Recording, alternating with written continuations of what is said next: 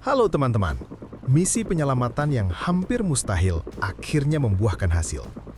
Pada tanggal 5 April 2026, hari ke-37 Operasi Epic Fury, pasukan khusus AS menyelamatkan anggota kru kedua dari jet tempur F-15A yang ditembak jatuh di atas Iran. Operasi hari Sabtu dilakukan oleh unit komando khusus dengan dukungan udara yang besar. Pasukan AS melepaskan tembakan gencar dan semua pasukan kini telah meninggalkan Iran. Namun, ini bukan sekadar penyelamatan mudah. Kejadian ini terjadi tepat di jantung pegunungan Zagros yang sangat terjal di barat daya Iran, di provinsi Chahar Mahal dan Bakhtiari dekat Dehdasht. Kita berbicara tentang punggung bukit yang curam dan bergerigi dengan ketinggian lebih dari 2.133 meter, lembah berbatu yang dalam, lereng yang rawan longsor, dan medan dataran tinggi yang tak kenal ampun, yang sempurna untuk bersembunyi, tetapi sangat sulit untuk bergerak cepat, terutama ketika Anda terluka dan diburu oleh IRGC. Video ini akan mengulas operasi penyelamatan nyata terhadap awak kedua jet tempur F-15A Strike Eagle, yakni sang Weapon Systems Officer atau WSO. Dan Presiden Amerika Donald Trump memposting ini. Dia berkata, "Kita berhasil menemukannya." Rekan-rekan Amerika, selama beberapa jam terakhir, militer Amerika Serikat telah melaksanakan salah satu operasi pencarian dan penyelamatan paling berani dalam sejarah Amerika. Misi ini ditujukan bagi salah satu perwira kru luar biasa kita, seorang kolonel yang sangat dihormati, dan dengan bangga saya sampaikan bahwa saat ini ia telah selamat dan sehat. Prajurit pemberani ini sempat berada di belakang garis musuh, di tengah pegunungan Iran yang berbahaya, diburu oleh lawan yang semakin mendekat setiap jamnya. Namun, ia tidak pernah benar-benar sendirian. Panglima tertinggi, Menteri Pertahanan, Ketua Kepala Staf Gabungan dan rekan-rekan seperjuangannya terus memantau lokasinya selama 24 jam sehari, sambil merencanakan penyelamatannya dengan penuh ketelitian. Seperti itulah postingan Donald Trump. Tetapi di sini, IRGC ingin menangkapnya terlebih dahulu. Korps Garda Revolusi Islam menyisir seluruh area tanpa ampun. Mereka mengerahkan unit elit mereka, milisi lokal, bahkan membanjiri setiap celah medan. Targetnya satu, tangkap pilot itu hidup-hidup. Mereka menyerbu wilayah yang dikenal dengan The Black Mountain, sebuah kawasan liar, gelap, dan nyaris mustahil ditembus. Setiap batu, setiap bayangan, bisa menjadi tempat persembunyian atau jebakan mematikan. Penduduk desa pun tak luput. Mereka ditawari hadiah uang tunai dalam jumlah besar, imbalan bagi siapa saja yang mau menyerahkan orang Amerika itu. Bagi Iran, ini bukan sekadar penangkapan. Ini adalah kemenangan propaganda yang sangat besar. Namun, Amerika tidak tinggal diam. Jawaban mereka datang, cepat, terkoordinasi, dan mematikan. Tim operasi khusus elit dikerahkan. Ini bukan pasukan biasa. Ini adalah orang-orang terbaik yang pernah dilatih untuk misi seperti ini. Di antara mereka, pasukan khusus Angkatan Udara, para PJ legendaris yang hidup dengan satu prinsip, that others may live, atau agar orang lain bisa hidup. Mereka bukan hanya datang untuk bertempur, mereka datang untuk menyelamatkan. Di lapangan, operator dari kelompok pengembangan peperangan khusus Angkatan Laut juga ikut bergerak, diam, presisi, dan mematikan. Tim gabungan ini bukan sekadar unit, ini adalah mesin penyelamat yang dirancang untuk satu tujuan, membawa pulang orang mereka apapun resikonya. Dan di balik bayang-bayang operasi ini, ada kemungkinan satu nama besar ikut bermain. Delta Force, pasukan Ranger Angkatan Darat, Green Berets, semua terlibat dalam satu operasi gabungan yang nyaris mustahil ini. Di udara, kekuatan penuh dikerahkan. Resimen Penerbangan Operasi Khusus ke-160, Night Stalkers, menguasai langit malam. Mereka menerbangkan MH-6 dan AH-6 Little Birds, melakukan penyisipan secepat kilat di tengah medan yang mematikan. Helikopter HH-60W Jolly Green meluncur masuk, siap mengevakuasi dalam kondisi tempur berat. Dan di atas semuanya, A-10 Thunderbolt II berputar seperti predator, siap menghantam apapun yang mengancam di darat, dengan dukungan udara jarak dekat yang brutal dan tanpa kompromi. Ini bukan lagi sekadar misi penyelamatan. Ini adalah perlombaan melawan waktu, melawan medan, dan melawan musuh yang tidak akan berhenti sampai mereka menang. Dan disinilah semuanya mencapai puncaknya. Video ini disebut-sebut sebagai rekaman dari baku tembak terakhir yang sebenarnya. Momen penentuan yang menentukan hidup dan mati. Ketika waktu hampir habis dan jarak antara penyelamat dan pemburu semakin tipis. Kemungkinan besar A-10 Thunderbolt II datang dengan kecepatan rendah, tenang tapi mematikan. Dalam hitungan detik, suara khasnya memecah udara dan menghantam target di darat. Beberapa kombatan yang berusaha mencapai awak F-15E Strike Eagle sebelum pasukan AS dilumpuhkan. Di bawah sana, kekacauan meledak. Baku tembak besar-besaran tak terhindarkan. Namun, ini bukan operasi tanpa mata. Tinggi di atas kepala, MQ-9 Reaper mengawasi semuanya. Diam, presisi, mematikan. Drone ini dilaporkan memberikan perlindungan langsung kepada anggota kru F-15E Strike Eagle yang berhasil diselamatkan. Dengan menargetkan individu-individu pria usia militer yang dianggap sebagai ancaman dalam radius sekitar 3 km dari posisi penerbang. Salah satu sumber yang mengetahui jalannya operasi bahkan menyampaikan pernyataan ini kepada majalah Air and Space Forces.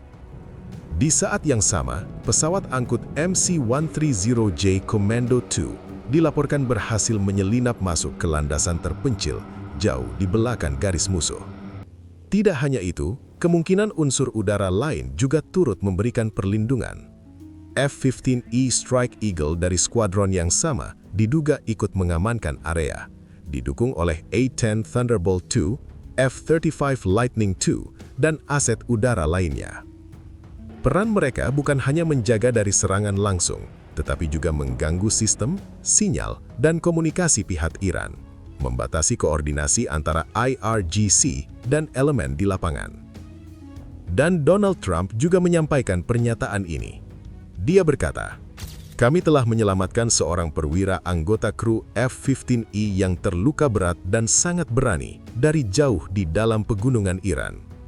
Militer Iran mencari dengan keras dalam jumlah besar dan semakin mendekati. Dia adalah seorang kolonel yang sangat dihormati. Jenis serangan seperti ini jarang dilakukan karena bahaya yang ditimbulkan, baik bagi manusia maupun peralatan. Ini belum pernah terjadi. Serangan kedua dilakukan setelah serangan pertama, di mana kami menyelamatkan pilot di siang bolong. Hal yang juga tidak biasa adalah kami menghabiskan beberapa jam di atas wilayah Iran. Ini adalah sebuah pertunjukan keberanian dan bakat dari semua pihak. Begitulah postingan Donald Trump. Ini adalah salah satu operasi pencarian dan penyelamatan paling berani dalam sejarah Amerika Serikat. Sebuah misi yang tidak hanya menguji kemampuan militer, tetapi juga komitmen mereka terhadap satu prinsip yang tidak pernah berubah. Dan ini mengingatkan dunia bahwa AS tidak akan pernah meninggalkan pejuang perang Amerika. Di tengah tekanan, di tengah perburuan, dan di tengah medan yang mematikan, tidak ada satupun warga Amerika yang tewas dalam operasi ini. Sang WSO memang terluka, tetapi ia selamat. Dan dari situlah pesan itu menjadi jelas.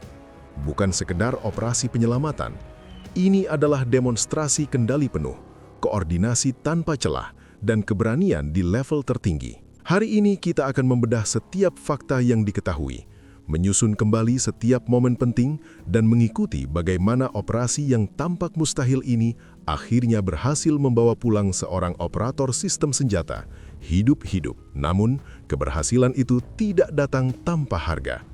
Karena di balik penyelamatan ini, terjadi salah satu baku tembak terbesar dalam sejarah operasi penyelamatan militer Amerika. Sebuah pertempuran singkat, namun intens yang menentukan segalanya. Dan kejadian ini berpotensi mengubah cara dunia memandang operasi khusus Amerika Serikat, terutama dalam menghadapi Korps Garda Revolusi Islam. Semua bermula pada 3 April 2026. Sebuah F-15E Strike Eagle ditembak jatuh oleh tembakan Iran di atas pegunungan Zagros, dekat Dehdasht. Tak lama setelah itu, foto-foto puing pesawat mulai beredar. Pasukan Iran dengan cepat mengklaim keberhasilan mereka menjatuhkan jet tersebut. Namun, di balik kehancuran itu, kedua awak berhasil melontarkan diri. Mereka keluar di ketinggian tinggi, dan di medan seperti itu, angin bisa mengubah segalanya.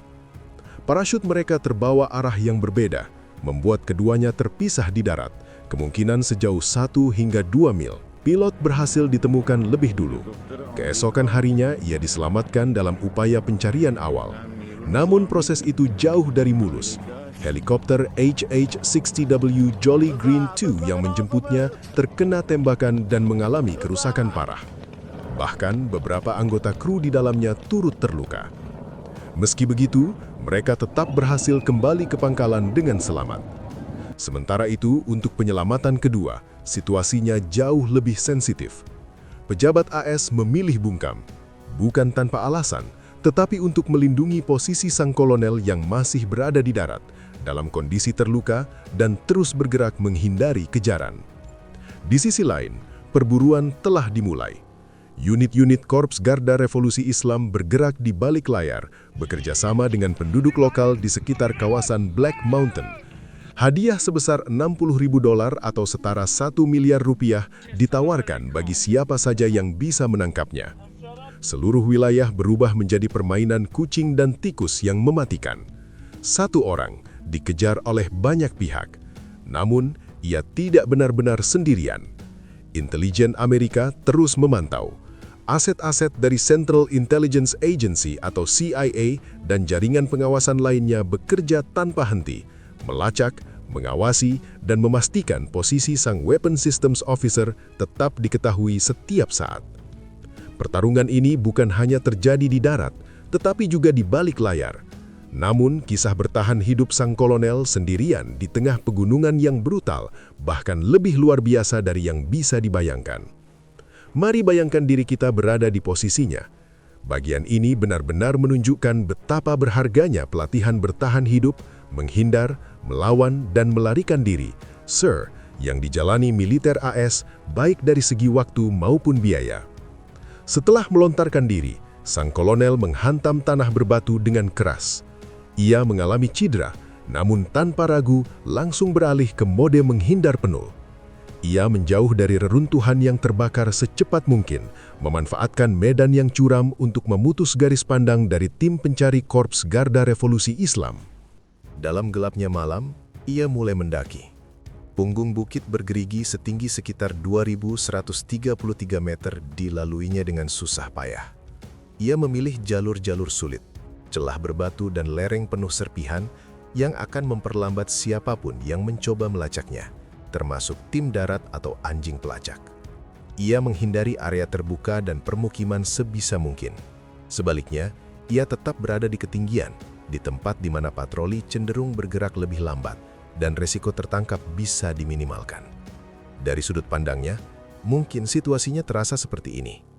Udara pegunungan yang dingin menusuk, rasa nyeri menjalar dari pergelangan kaki atau kaki akibat pendaratan keras, namun tidak ada waktu untuk berhenti.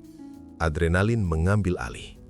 Tia segera melepas atau menyesuaikan perlengkapan, sepatu atau benda apapun yang bisa memantulkan cahaya atau menimbulkan suara. Setiap detail kecil bisa menjadi penentu hidup dan mati. Lalu ia mulai bergerak. Perlahan, hati-hati, memanfaatkan bayangan, kontur tanah, dan garis punggung bukit untuk tetap tersembunyi dari pandangan. Setiap langkah diperhitungkan, setiap suara dihindari. Hingga akhirnya, ia menemukan sebuah celah, tempat perlindungan sementara di tengah medan yang tak kenal ampun. Bersembunyi dan aktifkan suar pencari lokasi penyintas tempur. Tidak ada panggilan suara panjang yang bisa dilacak musuh, hanya semburan data terenkripsi singkat melalui satelit yang melompat frekuensi dan terdengar seperti gangguan bagi pihak lawan. Kirim pesan yang sudah dimuat sebelumnya, terluka tetapi masih dapat bergerak, musuh aktif di dekat, minta jendela evakuasi secepat mungkin. Radio bertahan hidup tempur itu adalah jalur penyelamat yang senyap. Dibangun oleh Boeing agar tahan terhadap kondisi ekstrim, termasuk saat pelontaran. Perangkat itu menjaga Komando Pusat Amerika Serikat tetap mendapatkan pembaharuan secara real-time, tanpa membahayakan posisi sang kolonel. Jadi inilah yang kemungkinan dilakukan oleh kolonel. Menghemat air, mengonsumsi sebagian kecil ransum darurat, menjaga energi tetap cukup agar bisa terus bergerak dan menjauh dari patroli Korps Garda Revolusi Islam. Namun di saat yang sama, ia juga harus diam, berjam-jam lamanya. Setiap kali terdengar kendaraan IRGC atau gema suara dari lembah di bawah, ia berhenti total, tidak bergerak, tidak bersuara. Kemudian, hanya saat benar-benar aman, ia berpindah, naik ke posisi yang lebih tinggi atau mencari perlindungan baru untuk mengelabui pola pencarian. Di luar sana, ancaman datang dari berbagai arah. Pemburu bayaran, milisi lokal, pasukan Korps Garda Revolusi Islam, bahkan kemungkinan unit operasi khusus. Di atas, drone mungkin menyapu punggung bukit mencari setiap tanda keberadaan. Namun, satu hal tetap menjadi pegangan. Percayalah pada pelatihan, percayalah pada insting, dan percayalah pada operasi penipuan yang berlangsung di balik layar, yang membuat musuh percaya bahwa ia sudah tidak lagi berada di sana. Hampir 48 jam, disiplin murni. Gerakan minimal di siang hari, navigasi hati-hati di malam hari, menghemat energi sementara tubuh terus melawan rasa sakit dan dingin. Namun, sang kolonel tahu satu hal, ia tidak pernah benar-benar sendirian. Di balik operasi ini, ada dukungan penuh dari tingkat tertinggi, mulai dari President of the United States, pimpinan militer, hingga rekan-rekannya di unit dan pasukan operasi khusus, semuanya bersiap untuk menjemputnya pada waktu yang tepat. Begitu sang WSO memastikan dirinya masih hidup, melalui berbagai teknik dan taktik CREE, Komando Pusat Amerika Serikat atau CENTCOM langsung bergerak cepat. Operasi penyelamatan skala besar pun disiapkan. Satuan tugas gabungan dikerahkan untuk masuk ke wilayah tersebut dan mengevakuasi sang kolonel. Persiapannya dilakukan dengan sangat cepat, namun tetap teliti. Pengarahan intelijen mencakup pergerakan Korps Garda Revolusi Islam. Latihan dilakukan di medan pegunungan yang menyerupai lokasi operasi, dan berbagai skenario darurat dipersiapkan, mulai dari jebakan, kontak tembak berat, hingga ancaman IED, alat peledak improvisasi. Di darat, pasukan penyelamat khusus Angkatan Udara, para PJ, dikerahkan. Mereka hidup dengan satu moto, that others may live, atau agar orang lain dapat hidup. Mereka tidak sendiri. Bersama mereka, operator dari pasukan khusus Angkatan Laut Amerika Serikat, Navy SEALs, unit elit seperti Delta Force, serta Green Berets, dan 2 unit komando Israel dilaporkan berpartisipasi dalam misi 36 jam ini, yaitu para anggota unit 5101 yang lebih dikenal sebagai Shaldak dan Sayeret Matkal juga ikut terlibat dalam operasi ini.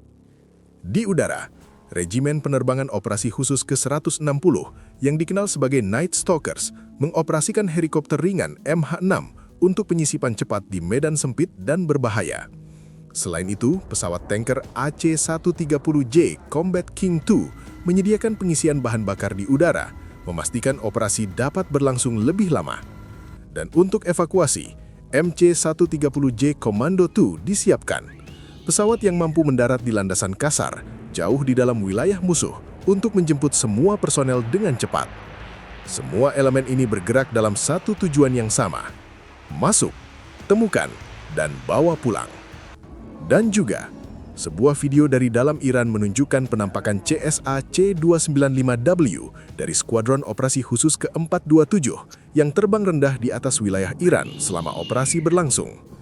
Ini adalah sekilas gambaran langka dari platform yang sangat khusus yang dirancang untuk mendukung misi penetrasi mendalam. Di atasnya terlihat kehadiran A-10 Thunderbolt II dengan meriam GAU-8 mereka. Bersama itu, MQ-9 Reaper berperang sebagai mata di langit, sementara pesawat pengawasan dan perang elektronik bekerja di belakang layar, mengacaukan radar dan komunikasi Iran. Semua ini adalah hasil dari pelatihan dan investasi bertahun-tahun yang kini terwujud secara nyata di medan tempur. Namun, semua persiapan itu tidak akan berarti tanpa satu hal: kontak langsung di darat. Di bawah lindungan kegelapan, larut malam 4 April hingga dini hari 5 April 2026, paket penyelamatan masuk jauh di dalam wilayah yang diperebutkan. Lokasinya berada di selatan Isfahan, dekat berbagai aset strategis Iran. Helikopter dari Regimen Penerbangan Operasi Khusus ke-160 yang dikenal sebagai Night Stalkers menurunkan tim operasi khusus di dekat posisi persembunyian sang WSO di pegunungan sekitar Dehdash dan kawasan yang dikenal sebagai Black Mountain. Di atas, MQ-9 Reaper dan pesawat serang lainnya memberikan pengawasan ketat. Tim darat akhirnya berhasil bergabung dengan sang kolonel. Di tempat persembunyiannya, mereka menstabilkan kondisi fisiknya, lalu mulai memindahkannya keluar dari area berbahaya. Namun, momen itu juga menjadi titik balik. Pasukan Iran yang telah memburu tanpa henti mulai mendekat ke lokasi evakuasi. Dan kemudian, baku tembak besar-besaran pun tak terhindarkan. Pasukan operasi khusus AS segera memberikan tembakan penekanan yang intens, bertempur dengan seluruh kemampuan mereka, berpegang pada prinsip that others may live, atau agar orang lain bisa hidup. Di udara, A-10C Thunderbolt II memberikan dukungan udara jarak dekat yang dahsyat, sementara helikopter Little Bird menambah roket dan tembakan untuk melindungi tim di darat. Pertempuran berlangsung sengit dan dalam jarak yang sangat dekat. Bahkan, beredar rumor tentang bangkai helikopter Little Bird yang terbakar di lokasi, sebuah indikasi betapa panas dan intensnya pertempuran di sekitar Dehdash saat itu. Ini adalah salah satu penetrasi terdalam ke wilayah Iran yang dipertahankan di era modern. Pasukan Iran secara aktif berusaha menghentikan operasi penyelamatan. Namun pasukan AS mampu mempertahankan garis, melindungi kolonel, dan menjaga situasi tetap terkendali di tengah tekanan yang terus meningkat. Setelah baku tembak mereda, tantangan berikutnya muncul, evakuasi. Dan disinilah ketegangan mencapai puncaknya. Tim penyelamat yang kini telah bersama sang kolonel bergerak menuju lapangan terbang terpencil dan titik pengisian bahan bakar darurat di selatan Isfahan. Beberapa MC-130J Commando II mendarat di wilayah musuh untuk mengevakuasi seluruh personil. Namun, situasi tiba-tiba berubah. Dua pesawat terjebak di pasir lunak, rodanya tenggelam tanpa jalan keluar yang aman. Sementara itu, pasukan Iran semakin mendekat. Waktu hampir habis. Tanpa pilihan lain, tim operasi khusus AS mengambil keputusan cepat. Bahan peledak dipasang, kedua pesawat dihancurkan di tempat, dibakar untuk mencegah jatuh ke tangan musuh, sekaligus menutup kemungkinan eksploitasi teknologi maupun propaganda. Asap hitam tebal membumbung tinggi, puing-puing hangus tertinggal di landasan, menjadi saksi bisu betapa gentingnya situasi saat itu. Permintaan darurat segera dikirim. Tak lama kemudian, 3 pesawat pengganti tiba. Kemungkinan CASA C-295W digunakan untuk memuat seluruh pasukan, termasuk kolonel yang kondisinya kini telah stabil. Evakuasi pun berhasil dilakukan. Semua personel keluar dari wilayah Iran dan kembali ke wilayah udara yang bersahabat. Misi selesai. Tidak ada yang tertinggal. Sekali lagi, operasi ini menunjukkan mengapa militer Amerika dikenal sebagai salah satu kekuatan tempur paling efektif di dunia. Dari perjuangan bertahan hidup seorang kolonel di pegunungan Zagros yang brutal, hingga baku tembak intens dan evakuasi yang penuh tekanan, semuanya menggambarkan koordinasi, teknologi, dan disiplin di tingkat tertinggi. Tim elit yang tetap bergerak di bawah tembakan, sistem dan pesawat kelas dunia yang bekerja tanpa celah, dan satu komitmen yang tidak pernah berubah, tidak meninggalkan siapapun di belakang. Sang WSO memang mengalami cedera, namun kini telah aman di wilayah yang bersahabat. Salut untuk seluruh tim penyelamat. Rasa hormat untuk semua pasukan operasi khusus, unit penerbangan, pilot tempur, dan operator drone yang menjadi mata di langit, yang memastikan misi ini berhasil. Sekarang, saya ingin tahu dari kamu, bagian mana dari operasi ini yang paling membuatmu terpaku? Tulis pendapatmu di kolom komentar. Dan terima kasih sudah menonton. Sampai jumpa di video berikutnya. ده كان اعظم